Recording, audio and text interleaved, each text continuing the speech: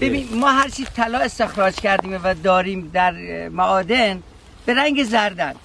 خدا میدونه، خدا خودش این کالش رو به رنگ طلا در آورده. شاید یه جرقه‌ای به مغز کشاورز خطور کنه که اینم مثل یه طلایی که در دست خانم ها زینته و در صنایع بسیار کاربردی داره. طلا این کاربرد اصلیش این طلا برای این خاکه.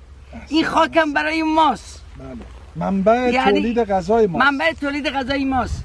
اگه ما اینو نداشته باشیم تو زمین، خیلی باید موادای غذایی مصنوعی شیمیایی بدیم به خاک تا اینو نمیتونه باز جبران کنه خداییش. یعنی هیچ مواد شیر و مادر رو جاشو پر نمیکنه. اهمیت این کالش به اهمیت شیر و مادران هر انسانی، هر حیوانی، هر چیزی داره. درود بر شما.